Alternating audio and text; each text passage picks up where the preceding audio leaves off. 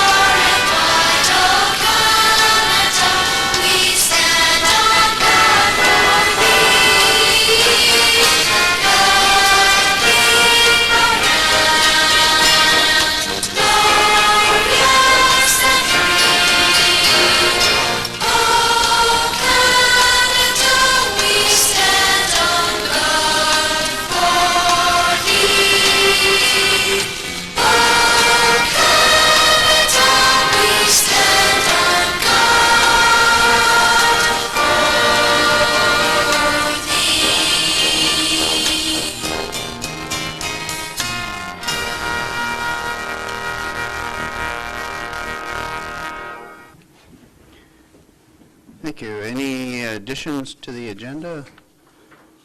Can I get a motion to adopt the agenda as presented? Councillor Schuler, all in favor? That is carried. Corrections or amendments to the September 14th, 2016 regular meeting of council minutes? No? No one? All right. Could I get a motion to adopt the September 14th, 2016 regular meeting of council minutes? Councillor Bossert, all in favor? That's carried. 5.0 is proclamation of National Teen Driver Safety Week.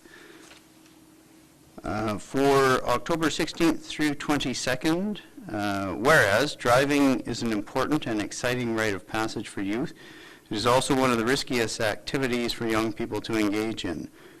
Whereas teen driver safety is a significant issue in Canada, young drivers are overrepresented in all road-related injuries and fatalities. And whereas National Teen Driver Safety Week is a week dedicated to raising awareness and seeking solutions to preventable teen deaths on the road across Canada. Everyone has a role to play in creating change amongst their peers in classrooms and in their communities. Now, therefore, I, Mayor Glenn McLean, do hereby proclaim October 16th through 22nd, 2016 as National Teen Driver Safety Week in the town of Drayton Valley. All right. Delegations are a little thin at the moment. When they get here, we will take them in turn, and in the meantime, we will move on to decision items. Item 7.1, Councillor Schuler, Library Board appointment. Thank you, Your Worship. You caught me unawares here. I'm having some technical difficulties. Just one moment to find the page. Maybe. Oh, this is fun. Thank you. In preparation for the Library Board Member at Large term, which is set to expire in October 2016, Library Administration has advertised for applications to fill the position. Only one submission was received, that being from Mrs. Lindera Cowper-Smith, who would like the opportunity to serve on the board for a fourth term. As set out in the approved structure, the board is comprised of 5 members at large and 2 councillors for a full board of 7. Members at large are appointed to the board for 3-year terms as per Drayton Valley's Municipal Library Board Bylaw 9915. Ms. Cowper-Smith has been serving as the board chair for the past 9 years and has done an exemplary job. Library Administration, along with Drayton Valley Municipal Library Board, recommends that Lindera Cowper-Smith be appointed for an additional 3-year term until October 31st, 2019. I therefore move that we appoint Lindera Cowper-Smith as a member-at-large to the Drayton Valley Municipal Library Board for a 3-year term ending October 31st, 2019. Thank you. We have a motion before us. Any discussion on that motion? Councillor Long? Mike? Yeah, thanks. I just wanted to note that Lynn has been a great asset to the library board in the last decade, I guess, and I'm happy to see that she's allowed her name to stand again. Very good. Any further discussion? All right, all in favor? That is carried. Thank you. Staff Sergeant Callahoo, are you, no trouble. Yeah.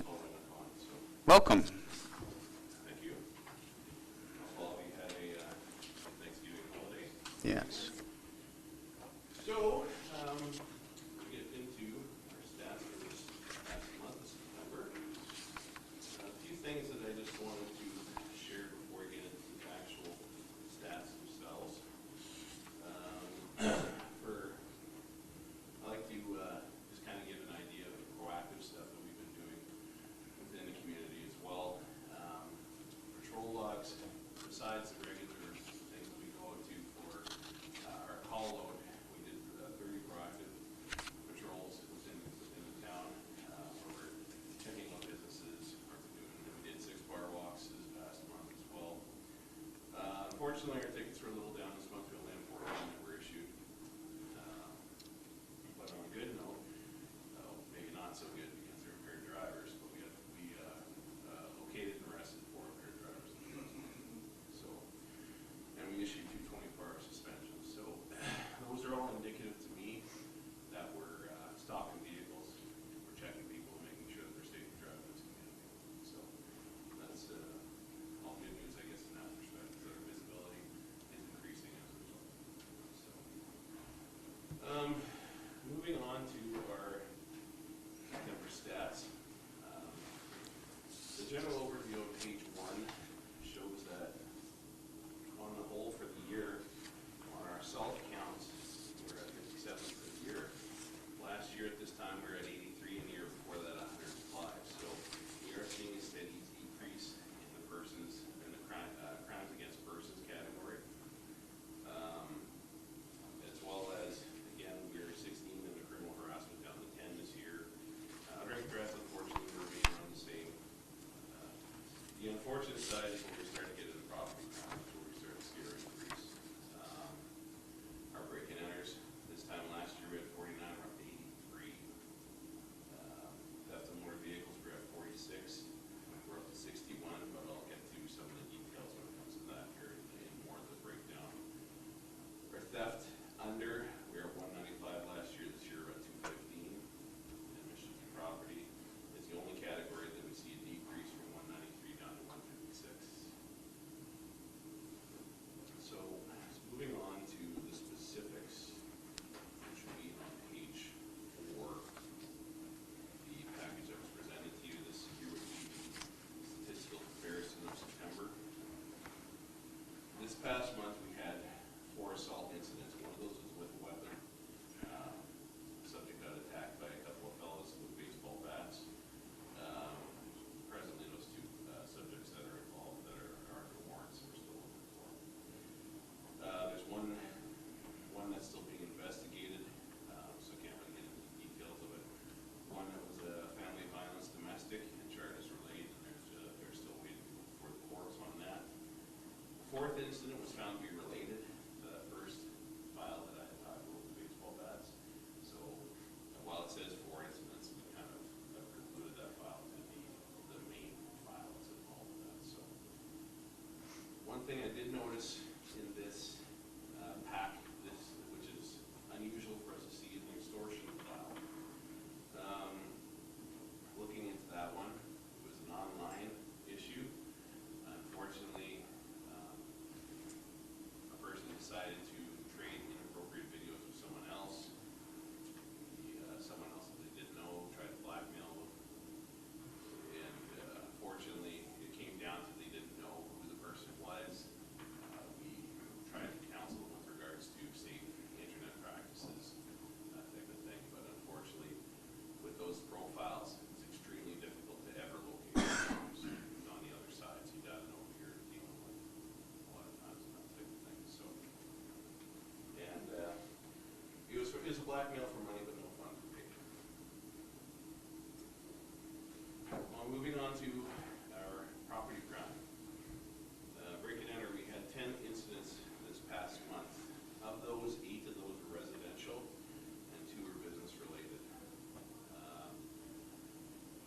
residential side, the trend that I've seen here on a couple of incidents is that when people are away, one in particular, a house is broken into, and I think I had something similar last month where I talked about where a house is basically cleaned out and, because people are away. And another incident where a door was kicked in and the owner had been gone for a few months, but they weren't necessarily so concerned because the place was practically empty anyway. But I guess the point being that I'd like to stress is that if you are planning on being away for an extended period, have someone check up on the property daily, because that is key to making sure that there's activity at the house. Because once people figure out that someone's not there, it makes your own target. The other ones came down to there was breaking into garages. There's a couple incidents of that. Tools were taken, different things that there was a turkey roaster that was taken. There was one where one of our local, how shall I say, high flyers that comes up on our radar quite a bit, was using it as a site to live. It's an abandoned trailer, but also there's a bunch of stolen property in that trailer. We have another occurrence that I noticed later on where, actually a couple of occurrences, one where the subject was involved with the shoplifting, where the person declined to lay charges, and another one where they failed to pay for a meal. I won't give you the name of this person, but he's well known to us and has some mental health issues as well. And so he pops up on our radar quite regularly, unfortunately. So, and then the other ones would be, again, someone trying to get into a back door but was unsuccessful. Theft of motor vehicles, moving on to that, we had 9 occurrences this past month, which is up from the month previous. Right at this point, we don't have any idea if it's another organized group like we had last time. I can get more into the fact that we did have 8 vehicles out. We were quite successful in having some of our prolific vendors in that area. So that's why our last months were down so low, because we had these guys in jail. Fortunately, sometimes people get out of jail and things start up again. Of the 9 that were taken, 6 have been recovered. In places like Killam, one was recovered in Saskatchewan, one was recovered in Alberta Beach, another one in Red Deer, so there's really no rhyme or reason for where they're going to. So again, trying to nail down a particular suspect is a little bit difficult. Then there's 3 that are still outstanding. On our theft underside, we had 27 occurrences. I touched on the fact that we had some shoplifting, one of those being that regular person that we see. Another one was, well, 2 were really things like hair products and makeup, things that they really was more they just wanted it rather than a necessity to take it. We had a break-in into a vehicle where the only thing they took was a water bottle, and then they went back into their hotel. So, not sure what happened with that, but I think he was charged on that one, but not sure the reasons why they did that. I guess would be more appropriate. But again, sometimes it's tough to figure out what some people's motivation is. Theft of bicycle, we had, unfortunately, again, as I said, 8 incidents where unlocked vehicles were entered and things were taken out of unlocked vehicles. Continues to be a problem for us because, again, you secure your vehicle, usually that problem goes away. So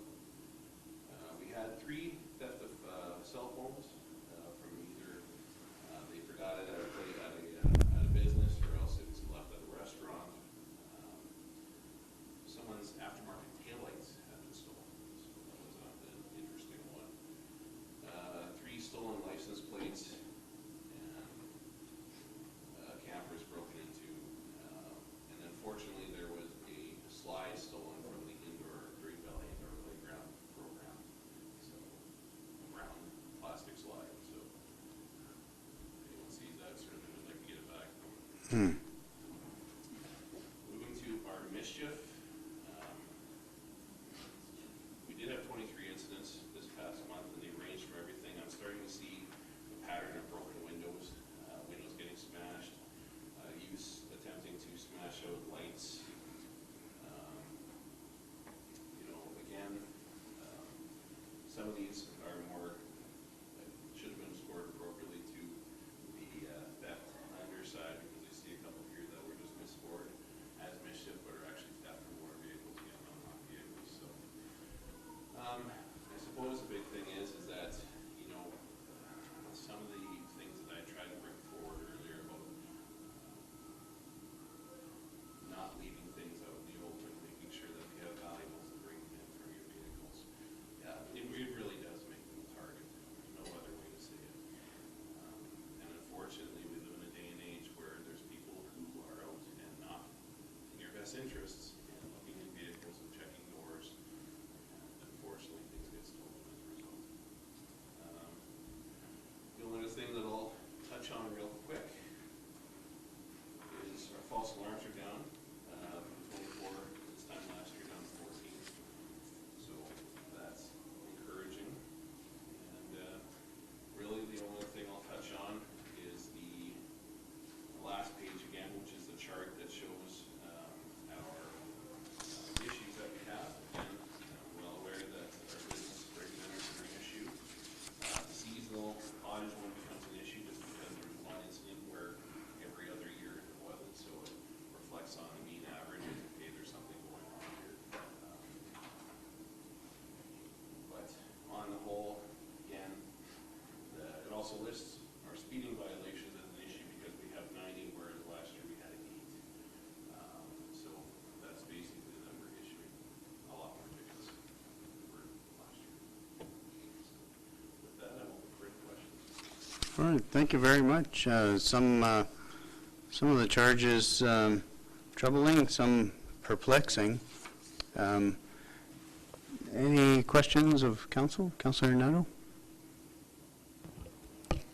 Well, I'm embarrassed to say this because it's the one night I didn't lock my vehicle, and my vehicle did get through, as well as every vehicle in a 2-block radius, so you probably know where I live now.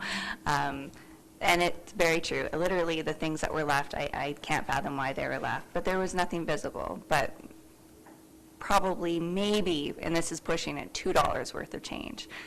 That's the only thing that was taken out of my vehicle.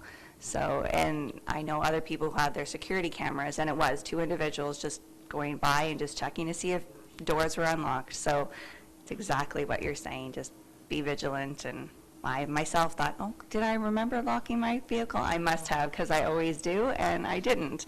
And that was the night that my vehicle got broken into. So it does seem to be crimes of opportunity, and they're petty.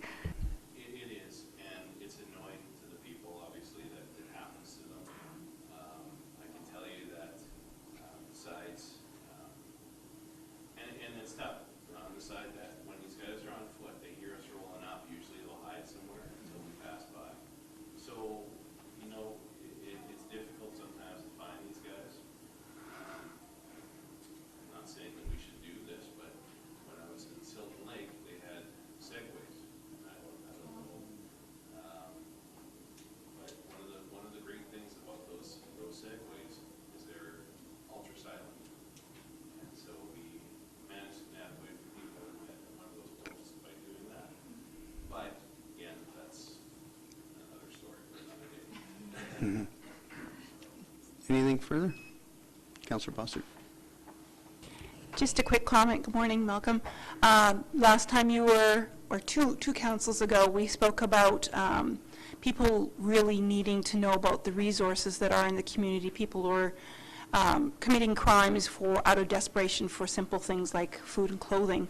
And I had asked that you mention to your staff about the resources in the community, and you did give me an email back indicating that you had let your staff know about, the food bank and Warming Hearts, and thank you for doing that. Those services are there for whomever requires them, and when people are acting out of desperacy, at least we have opportunities for them to sleep and to eat and not have to find themselves in cells. So thank you for sharing that information with your staff. I suppose one last thing I'll discuss on that too is that I do think that, again, this is my own opinion, this isn't really backed by any statistical evidence at this point. I do think that, again, the economy has a large part to play in the traffic we're seeing right now. And, again, whether or not people get desperate or what the case may be, but I think we're seeing it being a little bit more bold than we have in the past. Anything further? Councillor Frederickson. Hey, Malcolm, the speeding violations that were identified here, the 90, with our automated traffic enforcement program, are these separate stats from those stats? Like, are they? These Okay. are RCMP stats that are Okay. not related to the town enforcement. Okay. And so with these stats then, does that include also our, the county, like the peace officers that the town utilizes with the county? Okay. Okay. Thank you.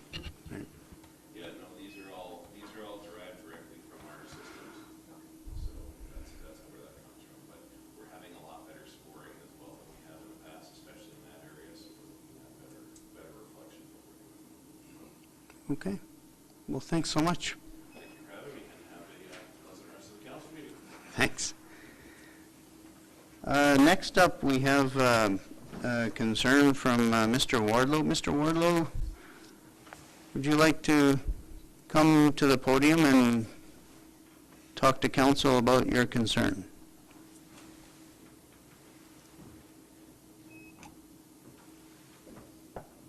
Caught me early.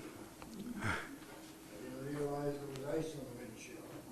Good morning, Mayor, Glenn McLean, and elected council. Morning. My name is Ken Wardlow. A brief history of how I got here. I worked for a company by the name of Imperial Lumber. I worked in Marlborough, Alberta, in what they called Imperial Mills. They were short of a man in Drayton Valley who understood lumber, so they asked me if I would move. I talked with my wife, she said okay, and we ended up here with my first day of employment being April 1, 1955. So I've seen this town fairly well from a small hamlet grow into the thriving town of Drayton Valley that we have now.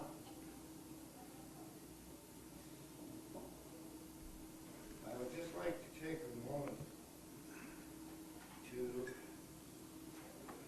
let me congratulate the councils who chose Pam Balke and Paul Maw to join the town team. I found nothing but help from those two individuals. Now to my reason for being here. To meet with you first, I will bring up the park issue.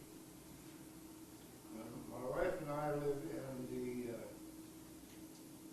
seniors Sunrise Village at 3902 49th Street. We've been there 4 years in September. We live in the west side suite, so we are not right looking at the land on the east side of 47th Street.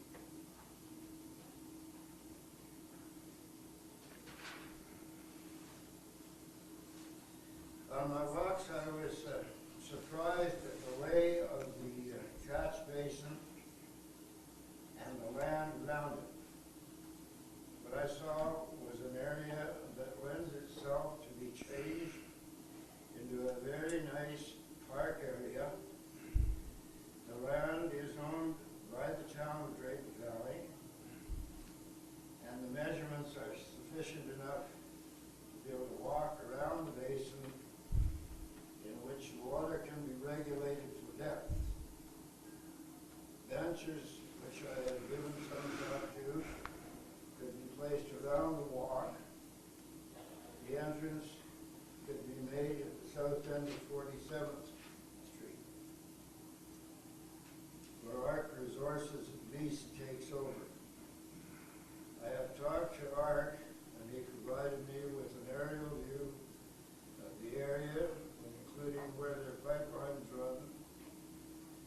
My thoughts are that the park could be used in the summer and winter with very little change for winter skating and general recreational use by the children and adults in this area.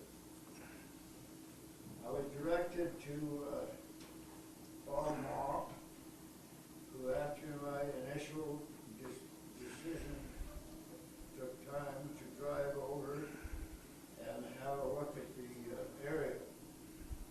The impression I got from Paul was that the area was suitable for the use I had proposed. Thank you for your time and your quick response. That's to Paul. Now there's a line of trees on the east side of this property, and would be a very good thing if, in looking at the map, I can't tell whether the property line is in the trees or not. So that, if your decision is to go ahead with this property as a park, would have to be looked at. But it would be very nice if we had some trees inside the park.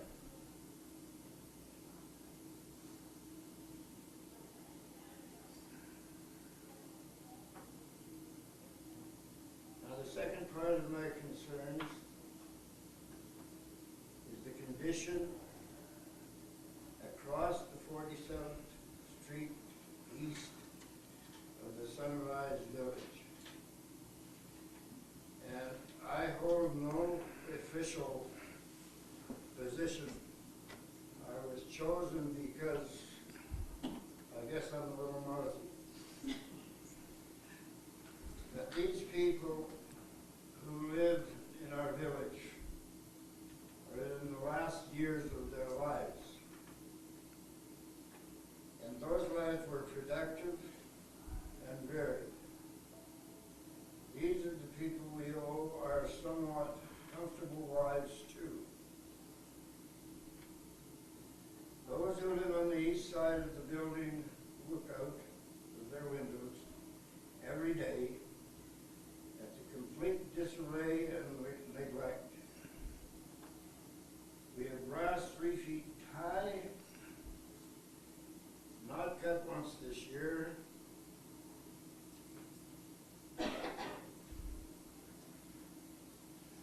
We have trailers parked there,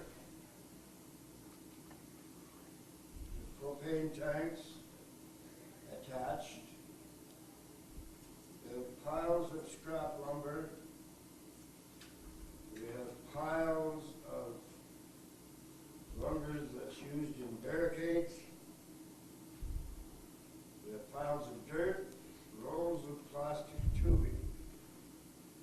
I bring all this to your attention as we remember the disaster at Fort McMurray.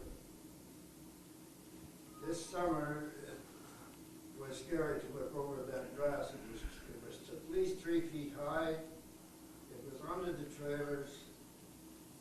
There was enough burnable material there to start a terrible fire. I do not have a complete understanding of the RVs there, as we have several parking yards in close proximity to Great Valley. I would ask the entire council to take a drive on 47th Avenue Street South and have a look at both situations that I've described,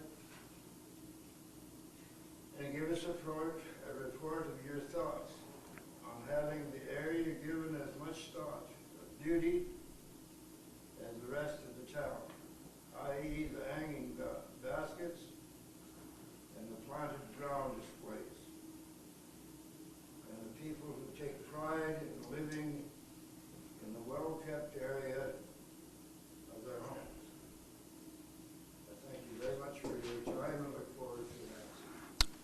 Thank you very much for your presentation, Mr. Wardlow. Beg your pardon, I left my horn at home. So thank you very much for your presentation, Mr. Wardlow. Don't ever let anyone tell you that you're mouthy. You're forthcoming, and we appreciate it.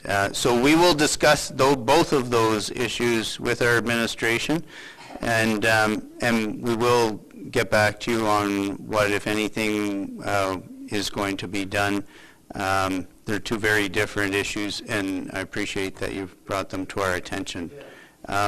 What I will do, I'll open it to council if they have any questions of you, and then we'll wrap it up. Councillor Bossert. Good morning, Mr. Wardlow. You're my neighbor. I live right just across from you on the other side of the pond there. I wake up every morning to see your building, and I know exactly what you're speaking of with undeveloped properties in there.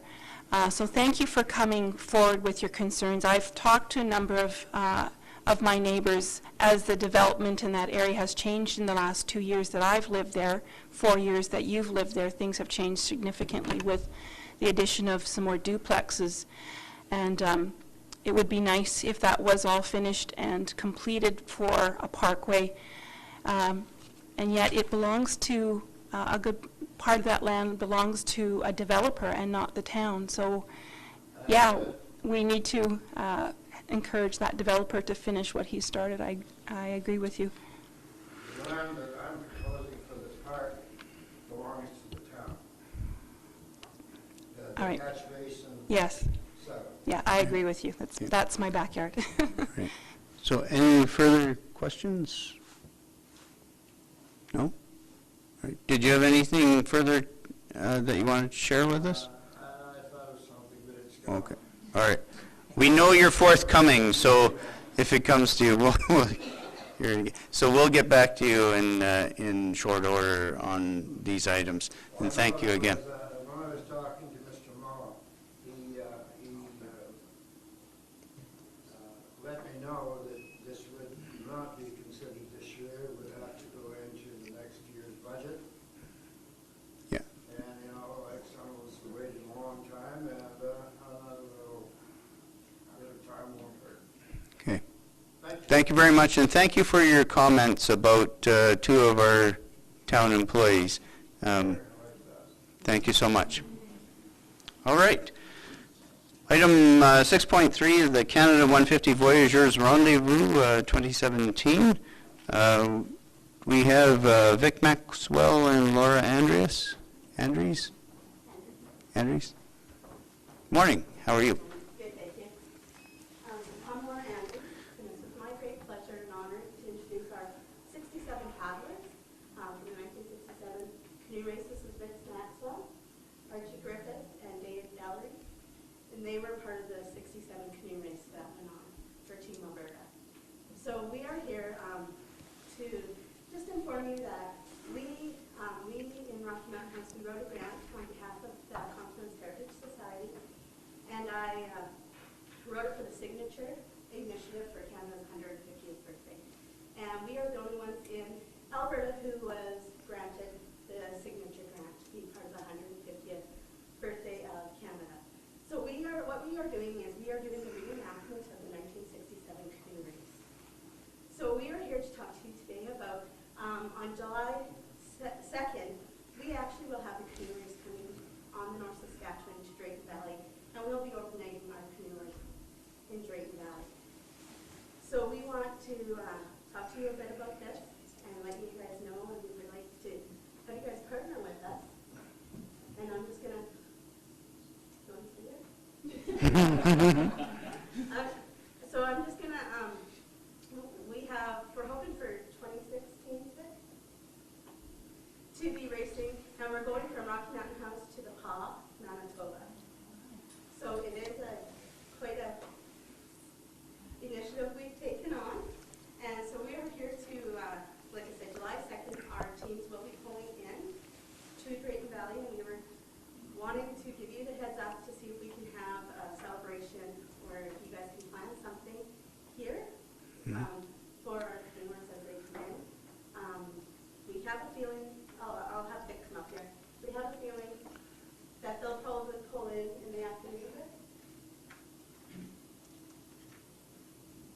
I'll turn it over to Vic. He knows more of that part. All right, thanks very much. My name is Vic Maxwell, and two of my buddies, Archie Griffith and Dave Ellery, both are from Eaton Valley. Archie lives at Rocky now, but Dave Ellery still lives here. We paddled in 1967 in a race from Rocky Mountain House to Montreal. And just looking around the room, all of you are too young to remember that day.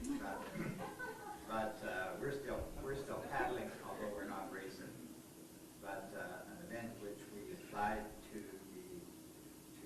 Canada Heritage for got approved for one of the few national events approved to happen as part of Canada 2017. We're going to run a canoe race from Rocky Mountain House to the Paw, 1,000 miles long. And we're going to start it at Rocky. We'll go Rocky to Alder Flats, first lap. Second lap will be from Alder Flats to Drayton Valley. We will have a lap to Drayton Valley, and then we expect to have a sprint on the river at Drayton Valley. We have our paddlers will come from across Canada and some from outside of the country. We'll have American paddlers, very likely paddlers from Germany and Scotland. Most of the teams will be made up of people with native heritage. Most of the paddling in Canada, the good paddlers, are from northern Saskatchewan and northern Manitoba. And we expect to have between 20 and 25 teams. Most of them will be, they're raised tough, they're born tough, and they're raised tough, and they race tough. And we expect to have a world-class event. We're going to try to bring a world-class event to your community, and we hope that you can help us be involved. We want to make our stop at every community into something every community will remember. And we would hope that you could plan other things that you're doing for Canada 2017, complement either at the same time or just before and lead up to our event. We're going to leave Rocky on Saturday morning, July the 1st. We're going to run a 10-mile sprint at Rocky on Friday, but then we're going to have a hard lap from Rocky to Alder Flats. And then we'll have a shorter lap from Alder Flats to Drayton Valley, but we will be in Drayton Valley in good time. We'll be in Drayton Valley in more or less lunchtime on that day. And we will stop at the bridge, and we'll have marker buoys set out in the river in that area below the bridge, which has easy access, campground on one side and a lot of beach on the other side. And we will have marker buoys, perhaps a mile or a mile and a half apart. The teams will race down the street and then back up. And it will be it'll be a hard event. It'll be a very hard event. The paddlers paddle in the sprints like that. They paddle between 60 and 80 strokes per minute. They never stop. And so I think it'll be something that the community will appreciate. We're asking for your help to put on an event that makes the rest of Canada proud. It'll certainly be, I think, you will have media coverage from all across Canada in Drayton Valley on that day. So we hope to collaborate with you. If the community is interested, we'll do our part to make it something exciting. It strikes me there is nothing more Canadian than this. 1,000 miles or kilometers? Well, it's a 1,000-mile race, yes, 1,600 kilometers. Yeah. I have to start writing everything in kilometers. Yeah. It was 1,000. It was only 1,000 in 1967, and now it's 1,600. But yeah. In 1967, the race was 3,300 miles long. That's 55. Oh yeah, because you went to Montreal. Yeah. 100 Yeah. days. Well, if you are interested, Yeah.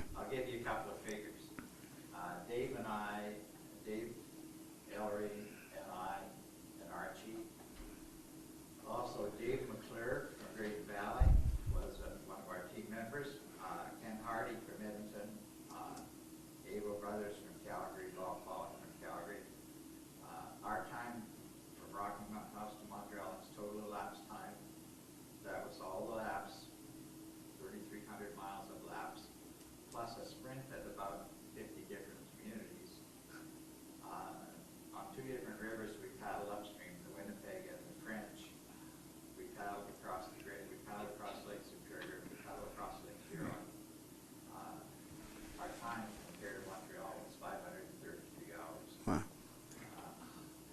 And now you indicated that all of the racers have some Indigenous heritage. Is that right? I think the ones that most of the teams this year will have some Yeah. Indigenous heritage, although we expect to have teams from several different countries.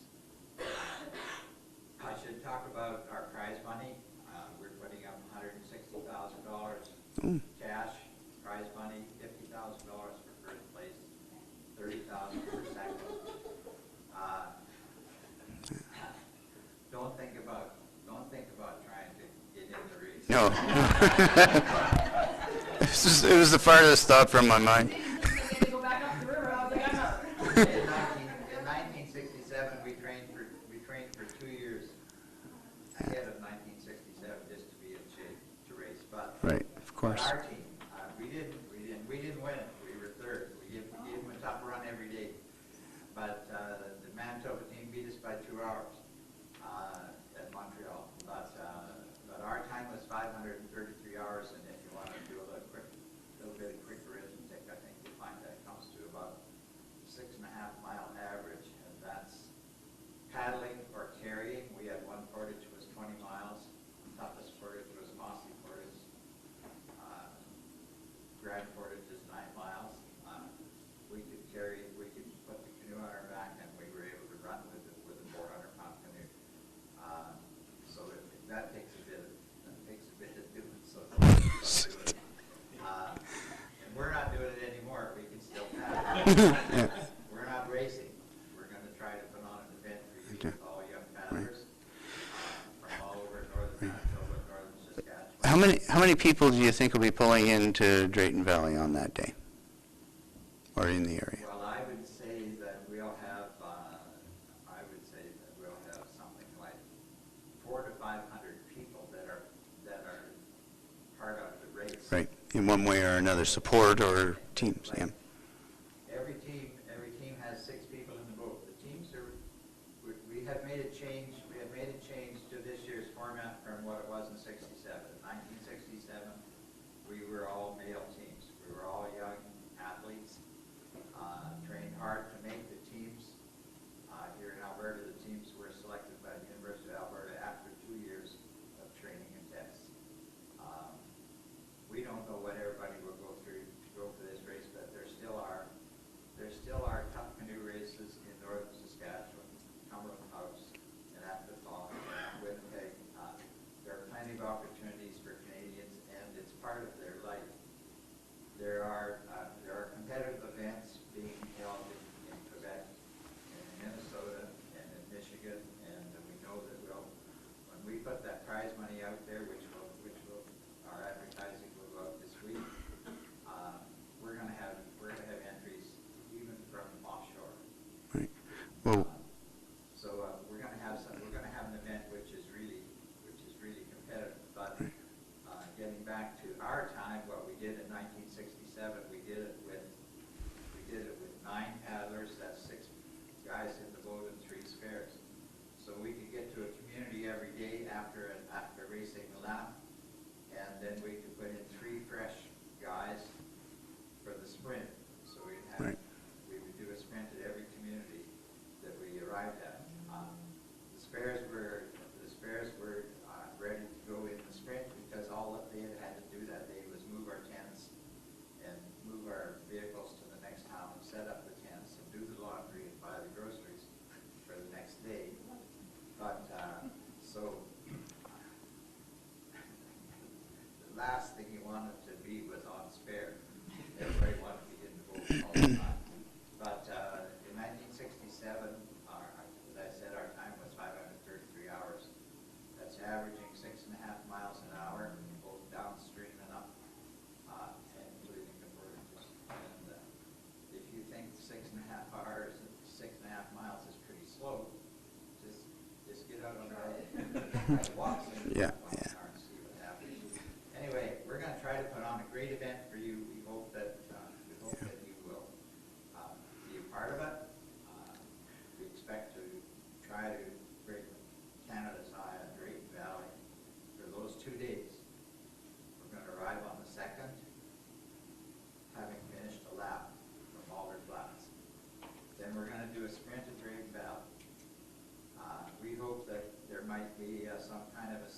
function that would entertain. We'll have people from all across Canada.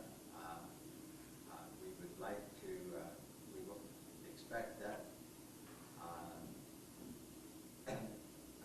at every civic function, there's a place for paddlers and there's a place for politicians. The paddlers are only interested in the food. But we'd really like to have an event. And the following day is also very exciting because we start our lap to Devon. The lap to Devon is a long lap. It starts early in the morning, but we hope that it is a public event in Drayton Valley. We've been hosted by Drayton Valley before and have really appreciated it. In 2005, Archie and I and Dave were contacted by the Hudson's Bay Company. We carried the rent for Rupert's Land to the Queen in 2005, 2 elk and 2 beaver. The Prince Rupert's charter for King Charles in 1670 said that whatever the monarch or his heirs or successors are in Canada, the rent becomes payable. So when the Queen decided she would visit Canada and Alberta in 2005 as part of 2005 birthday celebration, the 100th anniversary of Alberta, the Hudson's Bay Company had to pay the rent. That rent becomes payable anytime that the monarch is in Rupert's Land. Now, we're not totally sure if that will happen this time, if there will be a monarch or an heir in Rupert's Land. Rupert's Land is the waters that drain to Hudson's Bay, so it doesn't include eastern Canada, except for the far north. But it could possibly be that will happen again this year. We don't know yet at this point. There could be something that happens that triggers the rent being paid again. But in 2005, we carried the rent, 2 elk scrolls and 2 beaver pelts, Rocky Mountain House, and we were at Commonwealth Stadium on the 24th of May when the Queen arrived. Norm Kwong as governor, lieutenant governor, and his escort of RCMP in Surge met us at the river. The scrolls were signed by us, and they were at Commonwealth Stadium presented to the Queen when she arrived at Commonwealth Stadium. Now, one of those scrolls and one of those beaver pelts has been on display at the QE Museum in Edmonton, but it's now at the Museum of Man in Ottawa. The other scroll, the large elk-hide scroll, and the other beaver pelt is in the museum at Rocky. They were put on display locally with a letter from the Queen asking that they be displayed locally. So that may happen again, but it may not. Right. In any event, we will have an exciting event for Drayton Valley. The eyes of Canada will be on Drayton Valley for those 2 days. The lap and the sprint and the start. We hope that there could be a breakfast at the start. We have to feed our paddlers 2 hours before they hit the river. When you're paddling at 60, 65 strokes a minute, and they start off that fast, and they'll go that way all the way. The way they maintain that pace is by changing sides every 10 or 12 strokes. So 3 guys switch to the left and 3 guys switch to the right simultaneously every 10 or 12 strokes. But the pace is maintained. There's never a stop. There's never a stop for food. There's never a stop for water. Water is in a jug. Tube comes up between your knees, it's pinned to your shirt, and you go down to your shirt to get a little sip of water. It will be a spectacle for spectators. They'll be interested. They'll like it. We really thank you for your time. Thank you so much for your presentation. That was very informative And of course, 2017 is Drayton Valley's 60th anniversary as a town. In addition to being Canada's 150th, and it sounds very much like what you're doing is not only in recognition of our nation's 150th, but going back much farther, a very important part of our nation's history. So thank you for that. I'm without committing our council and administration to anything without having talked to them first. I think there are some great opportunities here to work together on this project. So our administration will be in contact with you in very short order if you can leave contact information. And as a paddler going back over the years, I'd like to say thanks to Drayton Valley, because we had a great event here in 2005. Mm-hmm. We stopped in Drayton Valley and we were Right. hosted. We were hosted royally by the community of Drayton Valley at the river. Yeah. But we've done it a few times before. We were here at 65 and 66 and 67, and all of those were great events for the paddlers. We felt that the community of Drayton Valley, as well as Devon and Rocky Mountain House, all really stepped up and made it. Yeah, I have no doubt. It'll be a great day. Thank you very much. I'm going to have to adjourn the meeting. We've got to attend the opening at Pembina Pipelines facility just now. We'll reconvene. We're scheduled to reconvene at 11 a.m. We will try to reconvene before that if possible. So, meeting's adjourned temporarily. Back to order. Item 7.2, Councillor Wheeler. Thank you. Pursuant to the approved 2016 council meeting schedule, the 2016 organizational meeting of council is scheduled to occur today, October 12, 2016. To allow additional time for consideration of council committee appointments, it's being recommended that the 2016 organizational meeting of council be rescheduled from October 12th to October 26, 2016. Therefore, I move that council approve rescheduling the 2016 organizational meeting of council from October 12th, 2016 to October 26th. Thank you, Councillor Wheeler. Any discussion on this motion? All right, all in favor? That is carried. Item 7.3, Councillor Bossert. Thank you, Mr. Mayor. A proposed sidewalk inspection and maintenance policy T0116 has been developed to help formalize inspection and operational procedures related to the condition of town sidewalks. This policy will help inform the public as to how Public Works deals with the sidewalks and help explain the rationale for attending to certain sidewalks prior to others. It will also help standardize the sidewalk inspection practices staff implement and the maintenance practices exercised in addressing sidewalk issues. The proposed policy has been reviewed by administration, particularly the legislative services, human resources with respect to the insurance requirements, Public Works, and engineering departments. Administration recommends that the proposed sidewalk inspection and maintenance policy T0116 as attached be adopted. Therefore, I move that Council approve the sidewalk inspection and maintenance policy T0116 as presented. Thank you, Councillor Bossert. Any discussion on this motion? Councillor Bossert.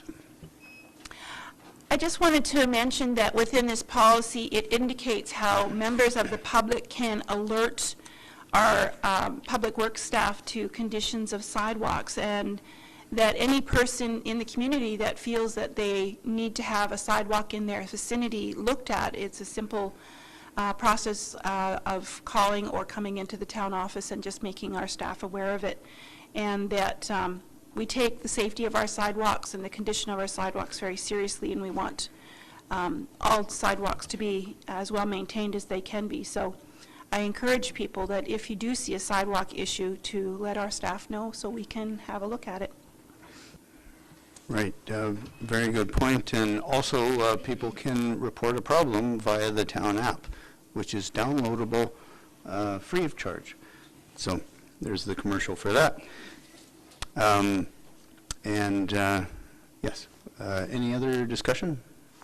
All right, all in favor? That is carried. 7.4, Councillor Frederickson, snow removal policy.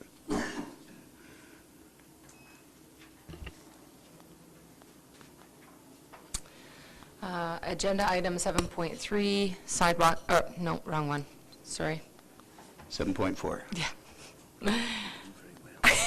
Page 21. Hold on, here we go. Thank you. There we are, thank you. Item 7.4, snow removal policy T-02-16. An update to the existing snow removal policy T-01-99, last revised November 19th, 2014, is required to reflect priorities for snow removal routes and timings. The revisions reflect optimal practices as well as establish identified seasonal routes to enhance efficiencies. With enhanced efficiencies to snow removal operations, transportation safety for the town residents will be enhanced during and after snow events, while ensuring responsible deployment of town resources to optimize time and cost. The proposed revised snow removal policy T-02-16 is presented for council's review and consideration. Therefore, I move that council approve and adopt the proposed snow removal policy T-02-16 as presented. Thank you very much, Councillor Frederickson. Any discussion on this motion? Councillor Schuler? Yeah, I was wondering if maybe administration can give the Coles Notes version of the difference between this policy and the previous snow removal policy. Mr. Diven or Mr. Fraser? I'll go to Mr. Diven first. Maybe last. Thank you, Mr. Mayor. Thank you for the question, Councillor Schuler, and I'll leave it to Mr. Fraser if he wishes to supplement. I think the most significant difference in the amended policy, Councillor and Council, is we have removed provisions that were in the previous policy that really spoke to a time imperative. Council might recall that the existing policy does enforce and put in place very strict and adamant timeframes for the clearing of snow in our community. It does talk to certain trigger events, that being 10 centimeters as being a threshold for snow removal action to occur. And one of the reasons, perhaps two of the reasons for the change in tact in this policy is to bring forward management prerogative that then is responsive to the conditions, regardless of a certain threshold.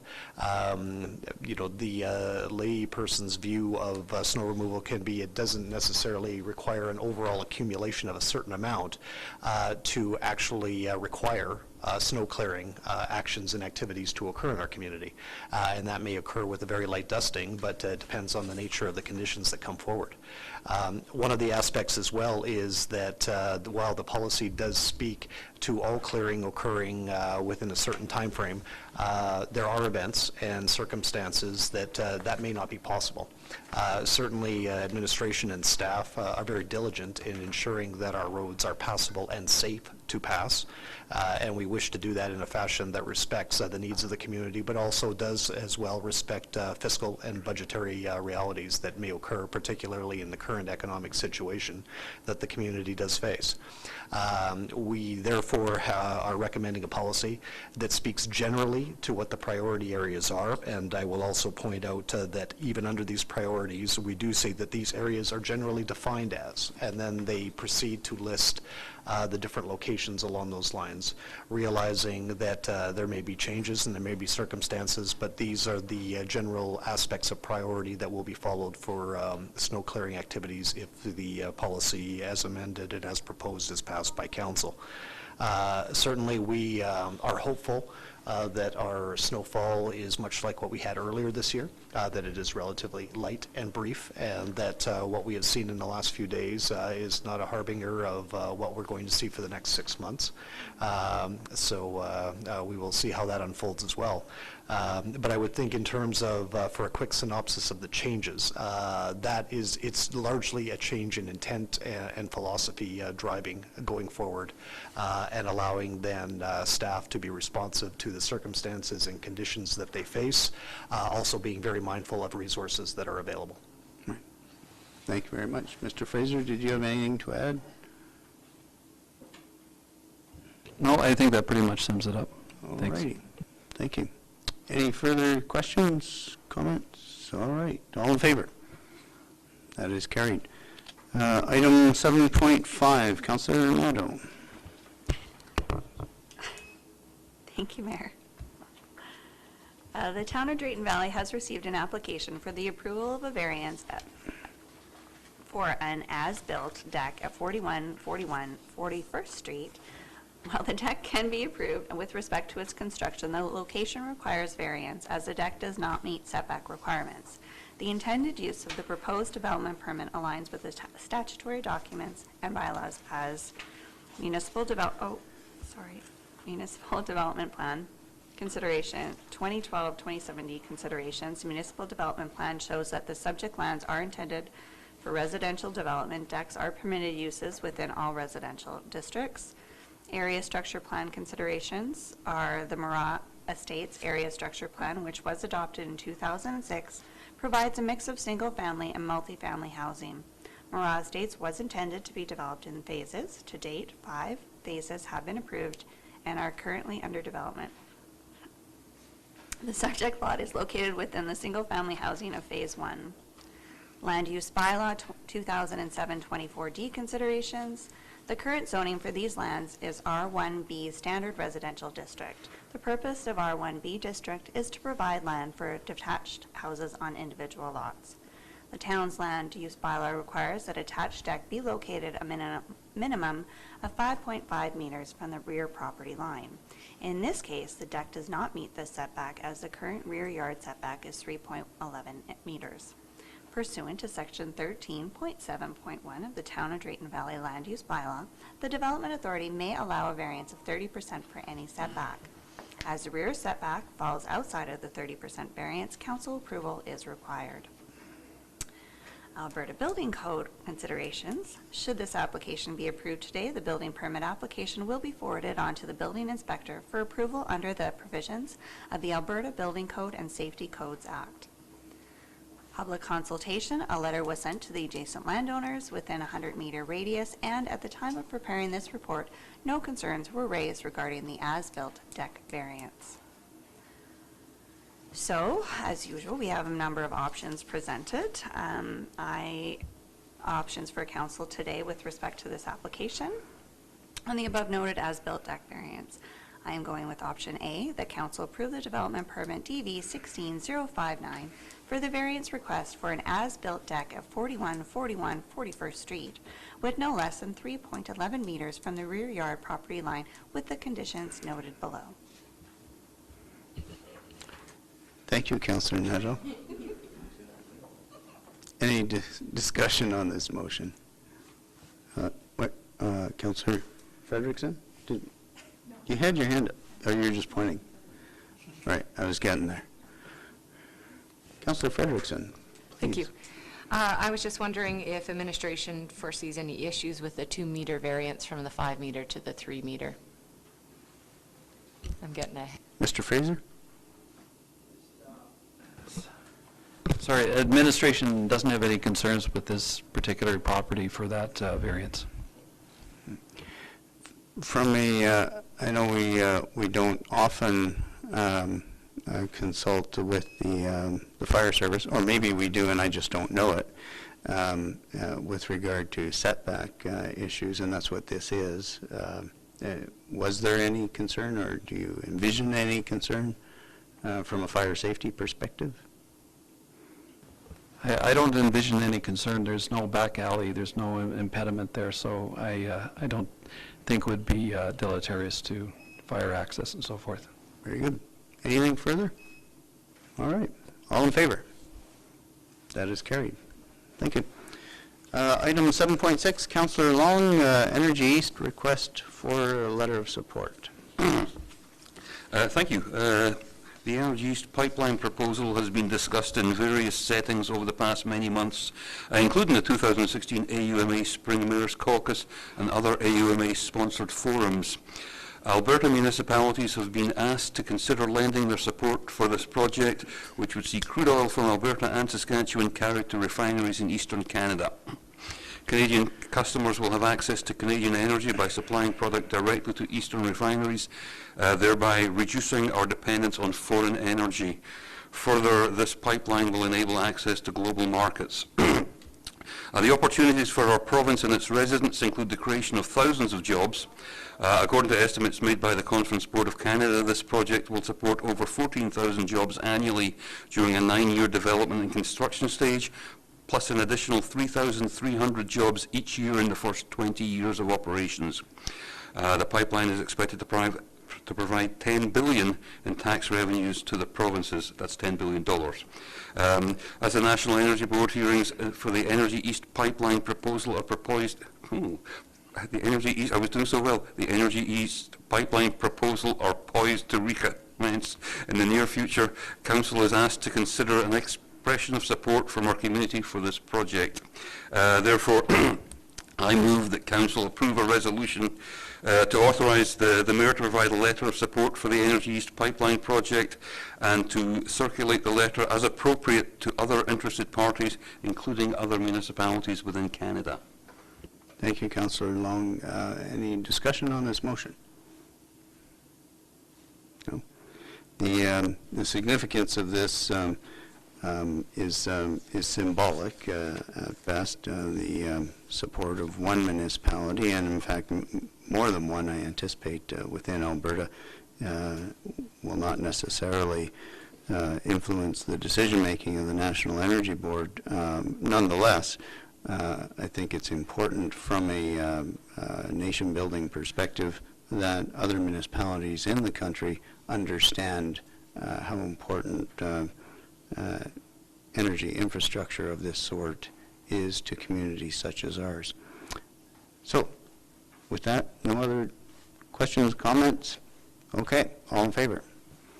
That is carried. Thank you very much. Item 8.0 is department reports, engineering and development. Mr. Fraser. Thank you, Mr. Mayor and Council.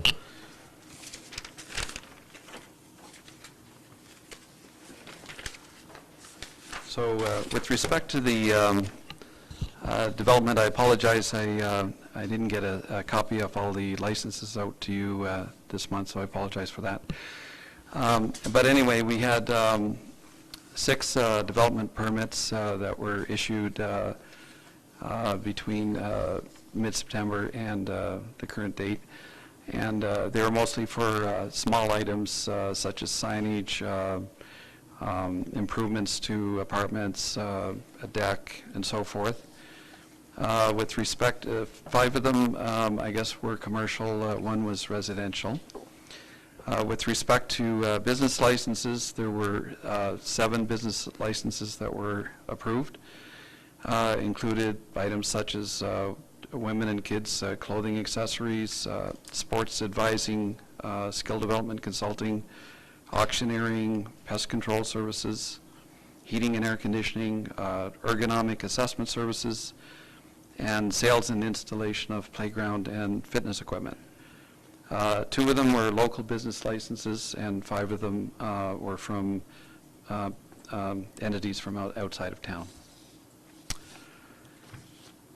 With respect to activities in our various departments, utilities, we've been very busy desludging 2 of our lagoon cells, cells 1 and 2, because they were getting very plugged up, I guess, with old sediment, and this will increase the operational capacity of the cells, and it was considered something critical to do at this point in advance of spring melt next year and potentially heavy rainfalls next year. Additionally, we've had some issues with Cell 4, a berm we noticed some sloughing occurring. This is at the wastewater treatment facility. We've had an engineering company in reviewing it, and they're to come up with some recommendations shortly on fixing that. I guess just a small note that water will have to be shut down briefly at the Civic Center to repair a water valve, but they are going to try to coordinate, hopefully that during a weekend, and it should be a short shutdown. Public Works been going about their regular maintenance activities, I guess final inspections on playgrounds, sewer flushing, catch basins, first calls. Obviously the grass mowing has been completed. The equipment is all getting, what hasn't already been fixed up for winter is getting fixed up for winter. They've been hauling gravel and cold mix and so forth to the landfill, surplus material. They've met with the county in regards to jointly providing chips and calcium and for winter application. They've been working on laneways, grading and hauling gravel. Public Works helped out with the TD tree days in terms of planting trees and shrubs. They will be putting up winter in the Valley banners within the next couple of weeks, and they've been going through all the Christmas decorations to make sure they're ready for the Christmas season. Since it seems to be upon us. That's a good idea. This week also is cleanup week from Tuesday until Friday. And so the crews are all busy trying to get that done. This year, hopefully over a 4-day time span rather than previously 5 days. With respect to our projects, the open space park is largely completed. Annette may have a few more comments on that. I think there's still some equipment that needs to be removed and a little bit of touch up here and there. The 43rd Avenue extension work, they have the gravel in, they've got the concrete curbs, they've got one sidewalk poured and they're working on the other one. And so border paving should be coming in shortly to pave that first lift for this fall. That's the intent anyway, still. As of today anyway. The Northwest Quadrant Trails, I understand that they're likely going to happen in 2017. Again, it was kind of late getting out tender-wise. And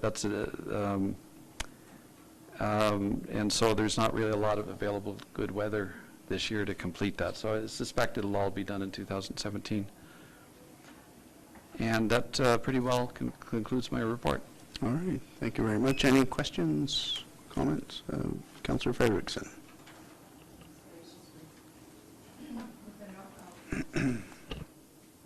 Oh, the Northwest Trails then, were we still waiting on information on that grant, or was that grant, was it a provincial grant? I thought there was a grant so that we were working together with Brazeau County on that, and is that a go? Mr. Fraser? We are working on the premises that we have that grant. Maybe I'll leave it to Mr. Dibben to advise if there's been we were waiting a letter for final confirmation of the funds, and Mr. Dibben can respond to that part. Very good. Councillor Wheeler. Thank you. I just have one comment that I received from someone out walking, and that most of the paths have dried off and they're clear from the snow because it didn't last very long, but a lot of the leaves in some of the areas where they've fallen and didn't blow off are almost like slimy. And so I just wanted to check if they're out doing a bike path check, that they go in where the trees are, because there might be some problem areas. Thank you for mentioning that. I'll take that up with Public Works to make sure that happens. All right. Thank you very much. Who do we have next? Community Services and FCSS. Annette. Thank you, Mr. Mayor, Council. A lot of programming happening, of course, as we get into the fall season. I will say fall, not winter, because I'm still hopeful. Our Nature Play program started a couple Saturdays ago, so that is continuing on Saturdays. I think it's very crucial that we, I almost hate to use the word reintroduce, but in a way it is, kind of reintroducing our children back into nature. But it is so important for the healthy development of children to be involved with nature. So with or without the programs, encourage every parent to introduce their child and keep them connected to nature. The pool, of course, in addition to the regular programming, they have a number of other specialty courses such as kayaking and scuba diving. So again, some very special interest courses if people are interested in those two programs. Pickleball continues to be a good thing, not just for our older population. I think we had about 30 at the grand opening, so I'm sure those courts were very busy. We're a But the pickleball schools- community. Yes, yes. It was probably one of the biggest successes this year was getting the pickleball courts in play this year. But the schools are also participating on those courts, so it's great. It's great to introduce new activities. Yes, there is a Pokemon Go club being formed. So again, just a matter of, and I think a lot of it is not just in terms of the entertainment of the game, but also some teachable moments with respect to traffic safety and foot traffic safety. We have a shredded program going October 15th. Again, this is for anybody who is needing to dispose of documents, personal documents, and allowing people to have those documents shredded. That's happening on the 15th at 10 to 2 at the Omniplex. Of course, Halloween is on our doorstep, and would not be the same if we didn't have our regular Halloween haunted house. It's October 29th. What is it? Come as you aren't to the Halloween haunted house, and of course there's the mildly scary and then the freaky scary. So we do ask parents to pay attention to the definition of those two. So that again will be happening on October 29th. And of course, the Total Works Health and Fitness Center, everything from their high-intensity courses, the yoga courses, stroller size, physical literacy for children. There are a number of different courses and programs going on at Total Works. They're just finishing up one session of courses and classes, and towards the end of this month, the second set will start for the remainder of this year, and then pick up again in January. Yes, the open space park, I'm doing the sun dance, the weather dance, everything, because we are really needing to rely on that nice, I don't know what we call it, Indian summer to come in, but boy, it better come in. We have the outdoor rink, which is complete outside of signage, so that, of course, will be operational this winter. The outdoor fitness equipment is 50% installed. We're waiting for the ground to dry out so that the base material can be installed. So we're waiting on that. And of course, for the rest of the park to dry out, simply because then we can do the rest of the top dressing and potentially still get the seed down. Outside of that, then of course, park name, signage, and all the necessary sort of short amenities and small amenities that have to be added to the park. But again, so many people are really looking forward to this park and really enjoying what they're seeing out there at the present state. Last thing, just to comment on very quickly, the fitness center improvements, which were completed at the end of summer. Already, we've seen an increase in membership. And we've had probably, certainly our best quarter since the first quarter in 2014 for membership and attendance. So it's always nice to see that things that you invest in are seeing an impact coming back the other way. So good news on that front. That's my report. Excellent. Any questions, comments? All right. Thanks very much. Economic Development, Eric Burton. Morning. Good morning, everybody. So we've had a busy month over the past, and it's been lots of excitement. So I'm just going to work through a list of things I want to share with you. So first off, we had a real estate roundtable in September, And we had 18 participants. It was a good cross-section of people with different perspectives. And it was, I've got feedback since then that the participants really valued getting to learn from different people what they see. So, for example, a business who is looking at a new lease, hearing from a realtor about different leasing options, and so there's a lot of intelligence sharing during that. We also had a number of investors who own properties that are looking for creative solutions to getting people into their buildings, and for me that's a really exciting opportunity to be creative in how we pair entrepreneurs with investors who have assets that can be utilized. We have also had gave a presentation to the Rotary Club about Powered by Entrepreneurs, and we got a really positive response. In fact, the response was positive before we even presented. They were excited to have me there, and it seemed to really resonate with them. And a number of people came forward after the presentation and said that they'd like to have one-on-one meetings to talk about how we can support them in their entrepreneurship. And so we have done that. Over the past week, we had 7 one-on-one meetings with entrepreneurs. So they're really starting to come out of the woodwork. In total, that would make 18 individual entrepreneurs that we've been working with. 6 of those are what we call wantrepreneurs, in that they have ideas, but they don't yet have a business. And so our hope is to coach them through those early stages, because once they get through those early stages, they can tap into a lot of resources that are out there. But it also includes some nonprofit organizations and who are considering how they can apply market dynamics. An example of that is the food security group, the GET, Growing and Eat Together. Been coaching them on how to apply community economic development principles and apply market dynamics to help put a market engine in the social impact that they're trying to create in the community. And so it's certainly exciting for me to connect with people who are excited about applying those principles and tweaking the way that they look at the challenge, and more importantly, what kinds of solutions there might be.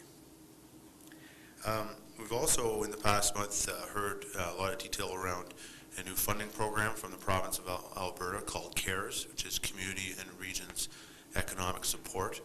And I'm particularly excited about this because the strategy, Powered by Entrepreneurs, is extraordinarily closely aligned with what they're looking to support. So we're going to be working on some applications, we're looking at right now a couple of different options. I attended a session for information last week with the province, and I've been working very closely with our regional representative to really get as much insight into the details of what they're looking for, so that our application will be fine-tuned to meet those goals. We have a couple events coming down the pike. As many of you know, we have a Business Week luncheon coming up next Monday. We have a meeting this afternoon to confirm that we have the numbers. A lot of people have been working hard to get it out there. It is tough times, right, for businesses. We have a good speaker coming from Spartan Controls, which is an employee-owned company that has really demonstrated innovation and entrepreneurship. And so there's a lot to be learned from the business community coming together. There's a lot of service providers also going to be there to connect with small businesses. And this is one of the themes that comes up through the one-on-one conversations that I've had with businesses, and that is that we're trying to help new entrepreneurs. We're also trying to help existing businesses use entrepreneurship to strengthen the viability of their business during tough times, right? Using that creativity, and it comes with some risk, but being able to help mitigate that risk by helping them work through some of the challenges and making sure that they are focusing on the areas that have the most potential. So, and this is a speaker who's going to help to give some practical examples of that from Spartan Control's perspective. We also have completed the biomass feedstock study in partnership with the province of Alberta and Alberta Innovates. A company called Silvacom did that using a database of information that was developed over the last few years. We were one of a set of communities that got reports. The report is broken down into 3 concentric circles, 50, 100, and 150 kilometer radiuses, and it provides the theoretical feedstock both in wood mass, in agricultural, and also in waste streams. And so the goal of this is to provide a baseline of information that we can now work with the province and work with the private sector to help to identify what the business opportunities are. So in addition to that, we have a bioindustrial roundtable scheduled for November 17th. We've confirmed a couple key stakeholders that we want to make sure are at the table for that date, and as we finalize those core people that are already active in this space, we're going to then make a greater efforts to reach out to more and more people and advertise it more broadly, so that the people that we don't know already interested in this can connect in. It's going to be an opportunity first to hear about the feedstock study. It's going to be an opportunity to connect with resources from the provincial government and experts in this space, but also to hear about who else and what is in the community doing different things, right? So similar to that real estate roundtable, it's an opportunity for different perspectives to kind of compare intelligence and get a better understanding of both what the opportunities are, but also begin a discussion around what the challenges are, right? And how we, as a holistic community, can work towards overcoming what challenges might lie ahead of us. Similarly, we have a tourism roundtable. We've worked with the Tourism and Hospitality Association and the Chamber of Commerce and the Park Council to confirm a date, and we're working on ensuring that Travel Alberta is also able to attend. And once we have that core group, we're going to then make it official and spread the news much more broadly to try to gather all the stakeholders in the region interested in tourism. And finally, I want to highlight 2 kind of broader, one really good news story, and that is around the contract that the Biocomposites Group has secured with GM, and to try to share, my Coles notes, and I apologize for those of you who've heard this, but it's a really important development, because for quite some time the province and communities, and in particular Drayton Valley, have been trying to foster the growth of the hemp sector and the bioindustrial textile sector. And we have a great asset here in the fiber mat plant. But the challenge has been that while the capacity has been there, the capacity in the fiber mat plant, the capacity in a decortication plant which provides the fiber mat with the fiber it requires, has been there, but there hasn't been a pull to animate this system, right? The facilities have been there ready to do it, but there hasn't been the demand.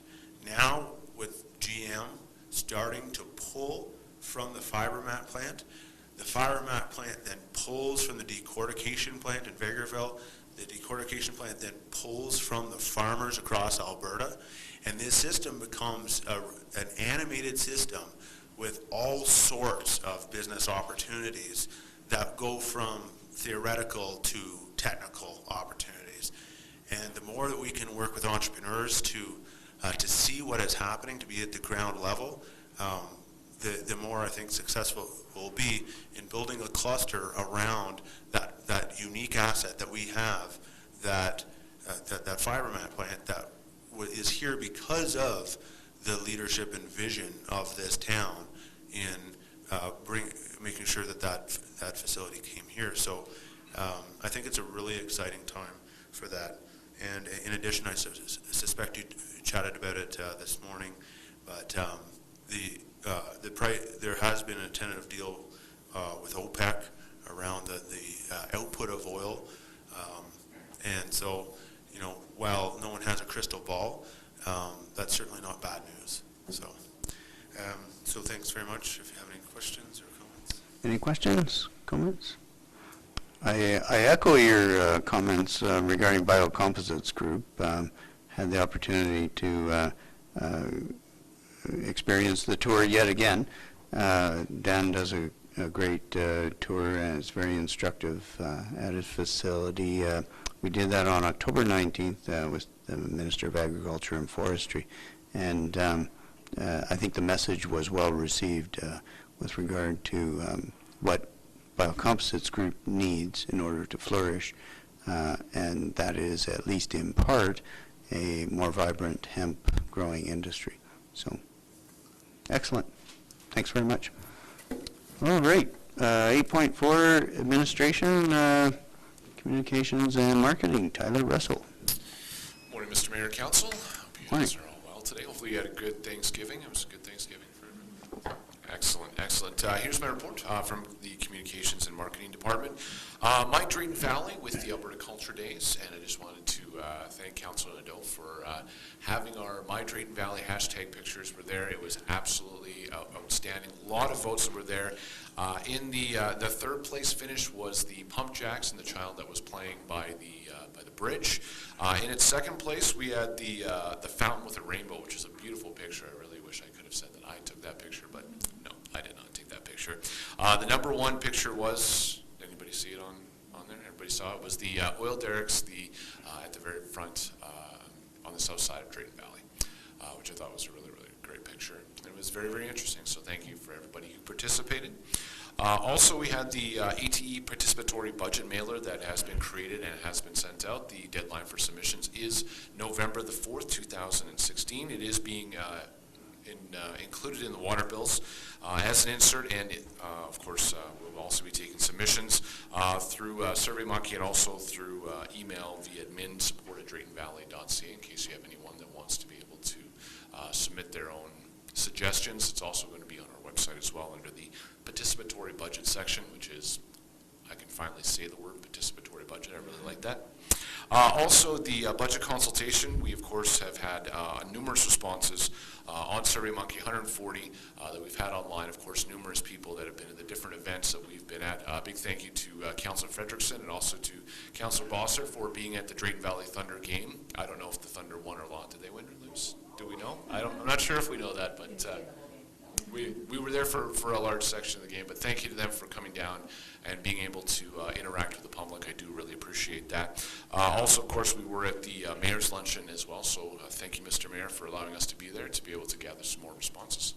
And then we have the fall cleanup. We have, of course, been informing people about the fall cleanup on a daily basis so that each quadrant of our community can know when they have to have all of their stuff ready to go. And so, and also, of course, there was a mailer, and it was also in the newspaper, and that's my report. All right, any questions, comments? All right, thank you. Thank you. CAO report, Mr. Dibben. Thank you, Mr. Mayor. Good morning, Council. A number of quick snippets in terms of meetings to report on. September 19th, I met with the Brazeau Senior Foundation's chair and CEO, as well as the town representative, Councillor Frederickson, on that board. Of course, had the great fortune to participate in the joint council meeting on September 26th, the mayor's luncheon on the 30th. Enjoyed my first actual live event at EPAC on October 1st with the Tommy Banks Tim Tamashiro concert.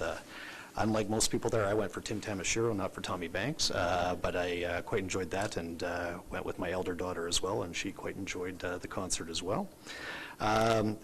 Attended a number of sessions at AUMA last week, along with a number of other members of council last week, 5th to the 7th. Just wanted to report on ongoing Section 690 mediation matters with the county. Our last mediation session was September 21st, 2021, in my head, referring to that. Felt it was a productive meeting. In advance of that meeting, however, the town had to file a second Section 690 application with regard to the county's new land use bylaw that it passed during the summer.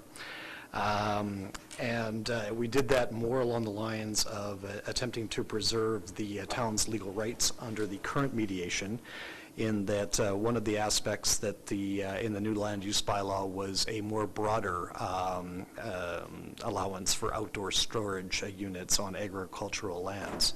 That our concern from a town perspective was that the county was endeavoring, whether by deliberate design or by happenstance, to affect the same type of change or permissive change under a new land use bylaw as the matters that were currently under dispute before the Municipal Government Board and are under active mediation.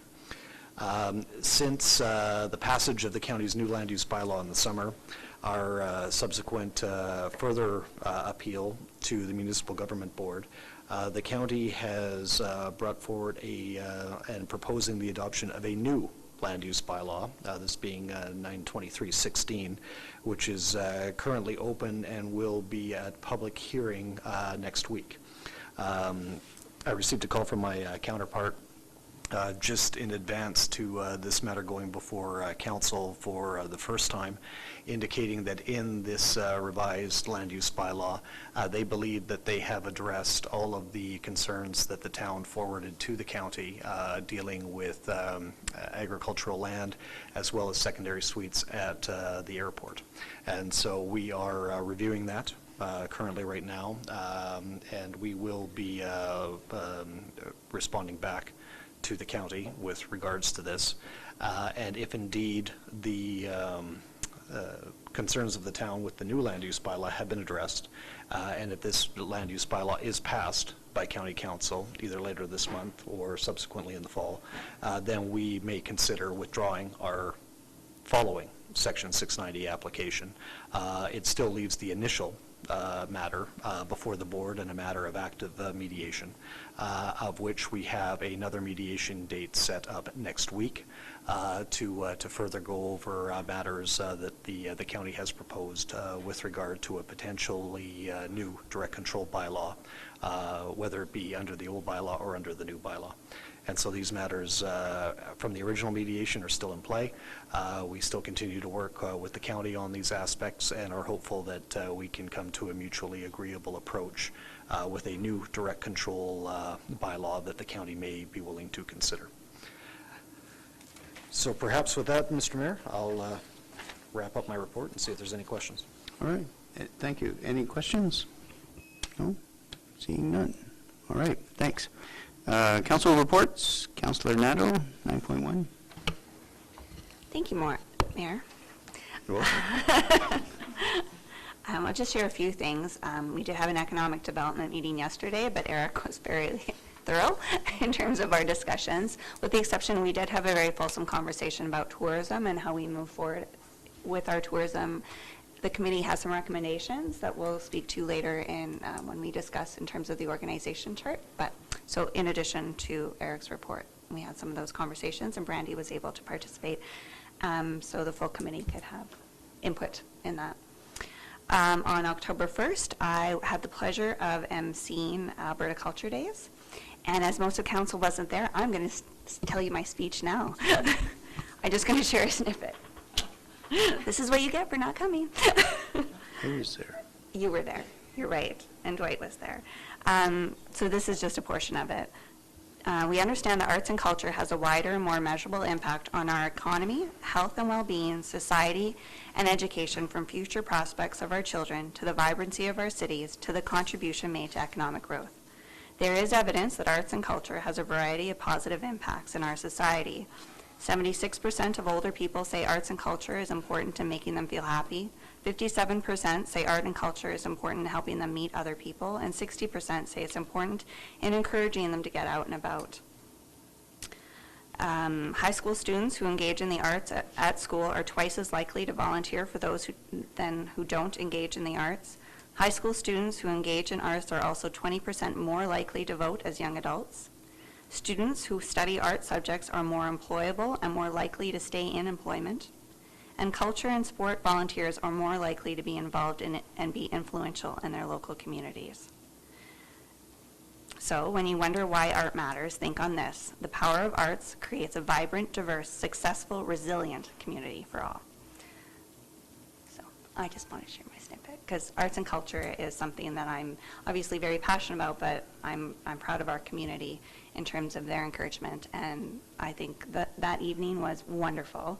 That Tim is a crooner, and you felt like you were in another time. It was just wonderful, and I wish you guys had been there. It was a wonderful evening celebrating arts and culture in our community. Prior to to Tommy and Tim going on, we did have our multicultural showcase where we had singers and dancers, and that in itself was wonderful. It was so great to show that the diverse culture and that we have in our community is something that we should really be proud of, and so it was a wonderful evening. On October 3rd, I attended AUMA from the 3rd, 4th, and a portion of the 5th.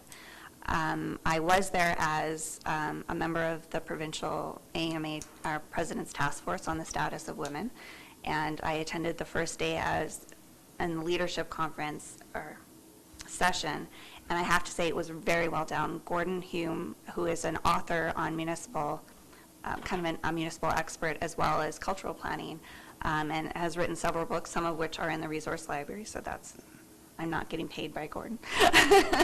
But it was a wonderful session, and I think the mayor had even quoted, he had another session later in the day that he speaks his language. He was a wonderful session, and so my report is coming. But it really talks about, it talked about leadership as well, obviously.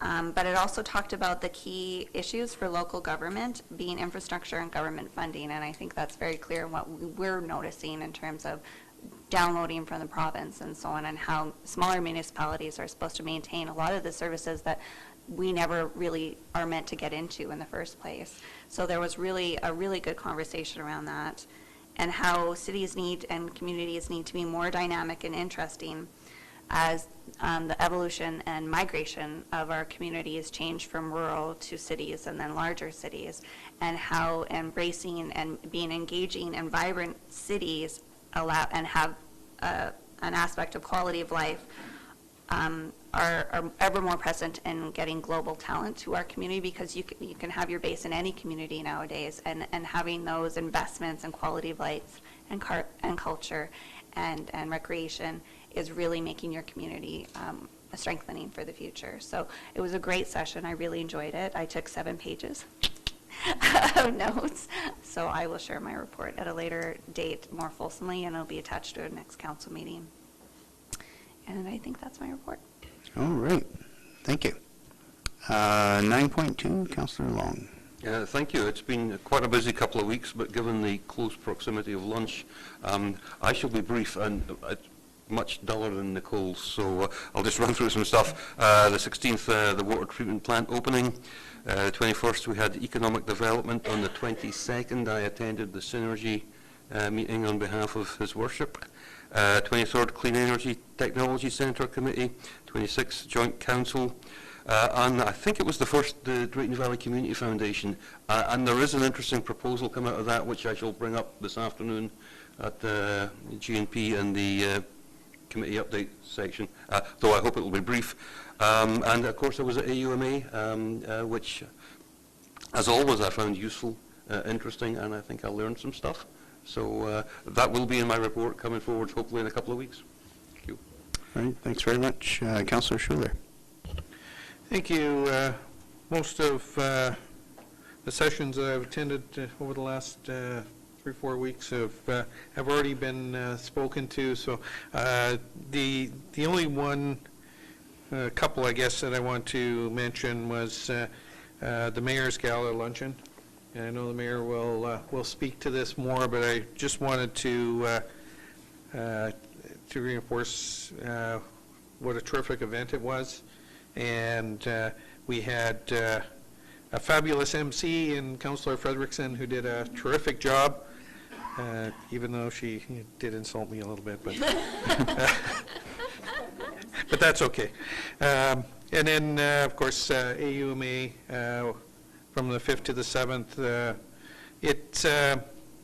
It was actually, I thought it was probably one of the better AUMA conferences that I've gone to.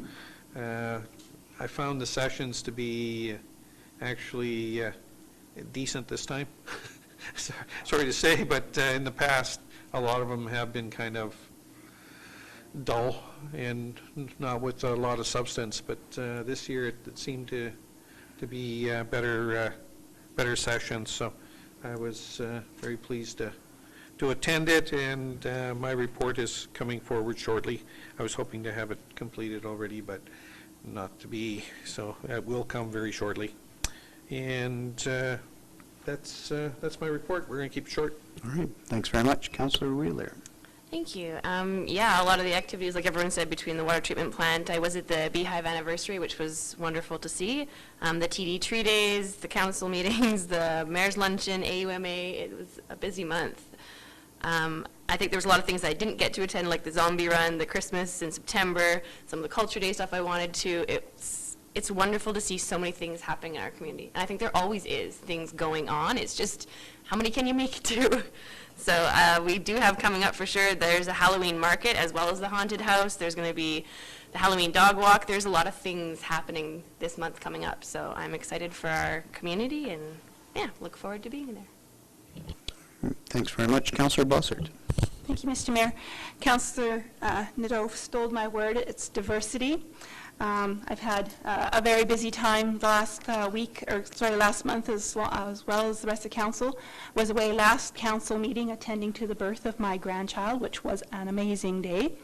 But on September 16th, I was able to attend the Chilling Out in DV, which was the Homelessness and Poverty Reduction Strategy Team's event for raising awareness of homelessness in our community. And we had an event from 6 p.m. till midnight featuring a video that showed homelessness concerns in the city of Edmonton with youth in Edmonton. Very excellent video. We had good participation, and we raised over $2,600 for our program here in Drayton Valley. So hats off to all that were participating and those that organized it. On September 24th, although I wasn't there as a councillor, I'd like to mention that I was at the multicultural dinner. They have a potluck every couple of months, and I always enjoy my time with the multicultural group, meeting new people that are coming into our community from all over the world. And met several people that night that were fresh to our community from India and from China. So I'm amazed that they wind up in our embracing diverse community. On October 5th, with Councillor Frederickson and with Mr. Tyler, I really enjoyed doing the public consultation and engagement at the Thunder hockey game. I'm not a hockey fan myself, but it was nice to be out there speaking with people. We had great opportunity to chat with some of the community members and people who are from other communities telling us what they see about our community. So I think it was an excellent opportunity just to engage and get people's input also into some of our budget decision items. And last but not least, with the word diversity in mind, I would like to share with council and the rest of the community that our refugee family from Syria arrived safe and sound last night. We have the Abbas family here they came directly from Lebanon, but they are from Syria. They arrived last night, and we have got them all tucked into their condo across from one of the schools. It's a mom and a dad and 3 little girls. And we had a bit of a reception for them last night with a number of the members of the Islamic Association and members from the Welcome In group. And the eldest little daughter is 6, and there was another little girl from our community that was also there that was 6, and when I left at 11:15, they were already fast friends. So it's a lot of work that's gone into bringing the family here, and the real work now begins as this community undoubtedly will wrap its arms around the Abbas family, and we are hoping that the chance that we've been able to give them in coming to Canada is a choice that they will be very happy that they had that opportunity. So I look forward to working with them moving forward, and it'll be a great opportunity to show this family how much our community cares about the newcomers that come into Drayton Valley. So hats off to everybody that was involved with that as well. And that's my report. Thank you. Councillor Frederickson. I wrote this down in no particular order. So I had the opportunity to MC the mayor's luncheon, and that was a wonderful opportunity indeed. I was making an observation of your spirited personality, Dean. I wasn't poking fun. But it was a great event. I had a good opportunity to talk to people as we were hosting them, get some ideas from some of our municipal guests. So it was great. Thank you for that. I attended an aquatic facility development committee meeting last week. And so the meeting was essentially just an update on the net zero study, which is at this point in time 30% completion. In that update with Revolve Engineering, they had talked to us about the scale of the facility. So it is the amenities are still, it's still encompassing all the amenities that we were looking at, but it is a scaled down size version than what the Bar Rider study is. The energy capture, so in that update he had talked about looking at location and how to get the most energy capture out of some of the existing facilities that we have. There is a benchmark in which Revolve Engineering is looking at in terms of generating energy so that we do try to maintain that net zero.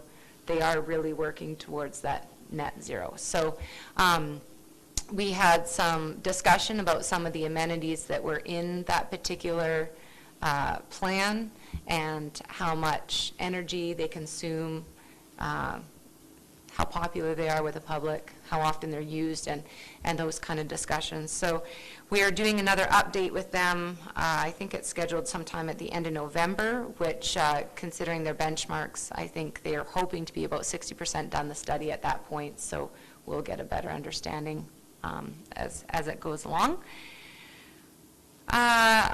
Yes, took part in the budget consultation at the Thunder game, and this is the second time that I got to participate with Councillor Bossert as my counterpart. And it was interesting just to see the difference in the demographics from the Thunder game to the registration night, and just the thought that a lot of these folks were putting into what services are essential services, which ones could be cut, where do we want to see a minimal tax increase to accommodate growth. There was a lot of discussion and a lot of thought. So that was an excellent opportunity, and I do thank our communications department for that. Waste management, I had a waste management meeting at the end of September, and at that time we had decided to continue with the fall cleanup as it has been in the years past, but we are looking to the spring to bring some proposals forward to council on how we can look at promoting more reuse and different ideas of a spring cleanup, modifications of what we're currently doing.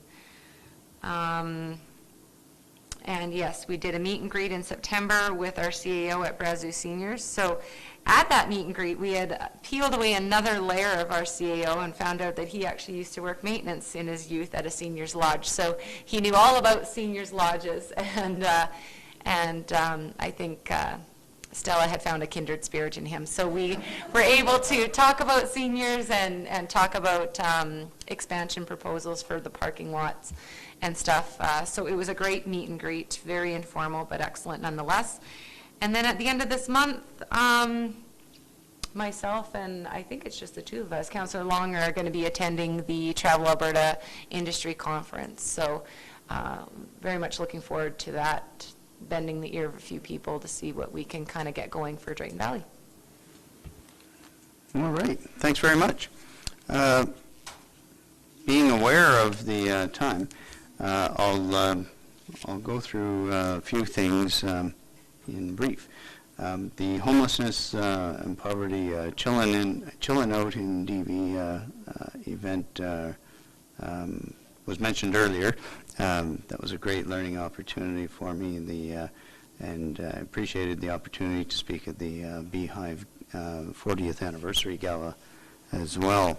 Fast forwarding a little bit to the Joint Council meeting on the 26th of September, wherein we presented the idea of a Regional Services Commission as a framework for regional collaboration going forward. Was not especially warmly received, which is unfortunate, because one of the things, as I see it, that it presented to Brazeau County was something that Brazeau County has long requested, and that is a say in the operations of facilities and amenities that serves the region.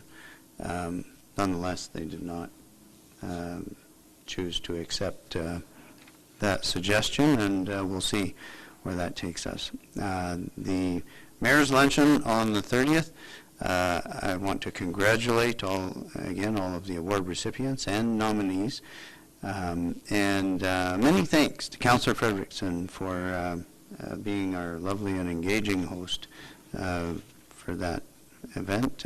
I think it is always a good event. It's the speech is particularly riveting each and every year, and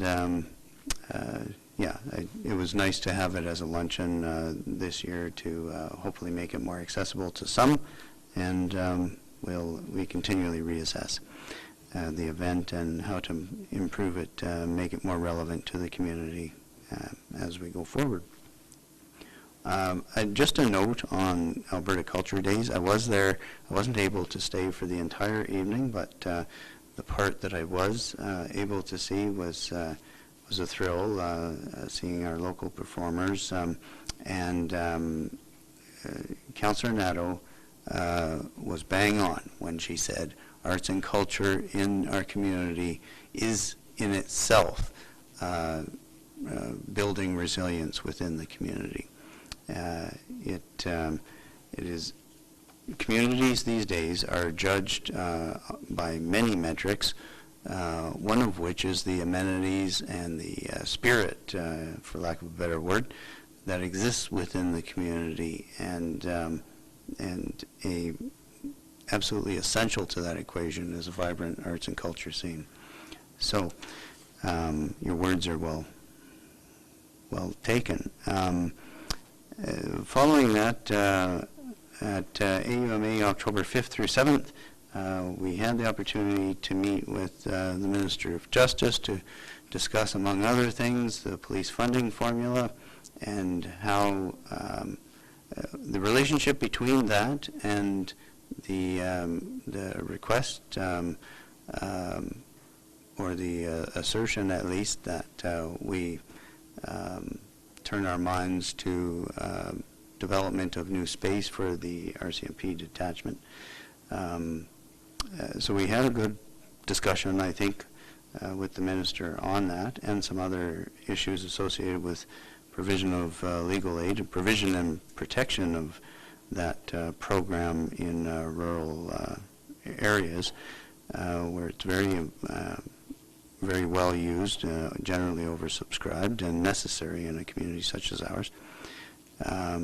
The meetings with the environment, where we discussed our resiliency grant application for the lift station, as well as discussion on the, I guess I'm supposed to call them polishing cells now, rather than sewage lagoons.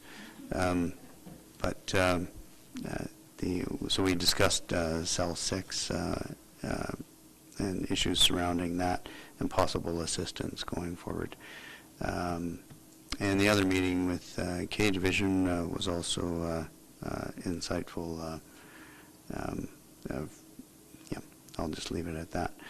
The one session, and Councillor Nadeau kind of touched on this, the one session I attended was involved a presentation by Gordon Hume, who is a four-time city councillor in the City of London, as well as a well-published author on all things municipal, and municipal leadership in particular. He was flogging his book at the trade fair, and I was able to purchase a copy. And much to my delight, the opening chapter quotes Winston Churchill. And so it doesn't get any better than that.